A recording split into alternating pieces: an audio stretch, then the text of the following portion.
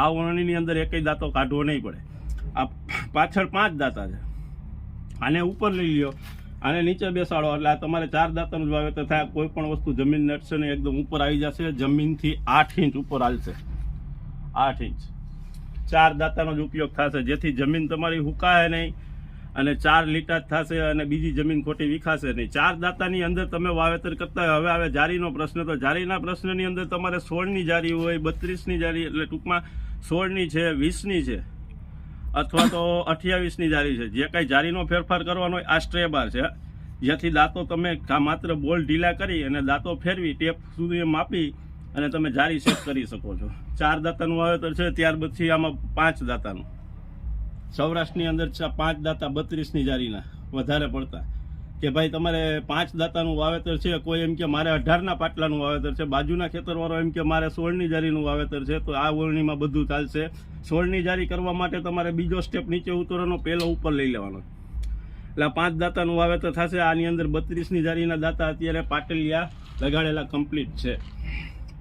આ ચોમાસાની સિસ્ટમ છે મિત્રો. કોઈ એમ કે મારે ઝીણી મગફળી છે, 37 નંબર છે, રોહિણી છે, આવી વેરાયટી આપણે 9 દાંતે વાવવાની થાય છે, જેને સૌરાષ્ટ્રની અંદર સેમર કહીએ. તો તમારે 2 ધોકાને નીચે ઉતારી દેવાના છે, એટલે 9 દાંતાનું વાવેતર કમ્પ્લીટ થતું જશે. કોઈ પણ છે, તમે સોયાબીન વાવો, મગફળી વાવો, જુવાર વાવો, 9 દાંતાનું વાવેતર કરવું ત્યારે આ 2 સ્ટેપ નીચે ઉતરવાના રહેશે.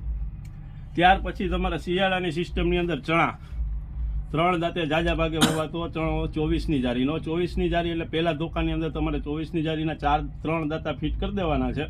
એટલે ચણા વાવવા હોય ત્યારે તમારા 3 દાંતા જ નીચે ઉતારવાના. આની અંદર તમારે 20ની જારીના 4 દાંતા ફિટ થાય.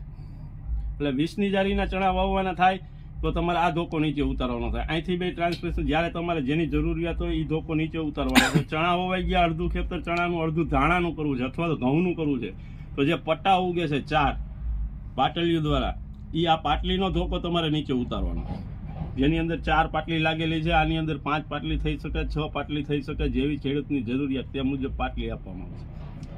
તો જ્યારે તમારે પાટલીયું વાવેતર કરવું હોય એ પણ આગળ પાછળ છે. આ પાછળ છે, વચ્ચેની 2 આગળ છે, પાછી ઓલી સાઈડની છે, છેલ્લી એ પાછી પાછળ છે. 5 પાટલી કરો તો 3 પાછળ ને 2 આગળ હાલશે. હવે એની અંદર એ સ્ટ્રે બાર છે. ઘણીવાર ખેડૂત એવો પ્રશ્ન કરે છે કે પાટલી મારે કેટલાની જારીએ ચડાવવાની. તો તમારે ક્યારો કેવડો કરવો છે એની ઉપર આધાર છે. પાટલી કેટલાની જારીએ ચડાવવી. ક્યારો તમે 60નો કરો, 64નો કરો, 58નો કરો, 59નો કરો, એ મુજબ તમારે પાટલી ચડાવવાની રહે. હવે આ પાટલી વાવેતર કરવું હોય ત્યારે 2 ધોકા ઉપર લઈ લેવાના. ક્યારો ક્લીન નીકળે, દાંતો ક્યાંય અડે નહીં, જમીનથી 8 ઇંચ ઊંચો હાલશે ત્યારે આ પાટલીયું નીચે ઉતારી દેવાની છે. એટલે પાટલીની અંદર જે પટ્ટાઓ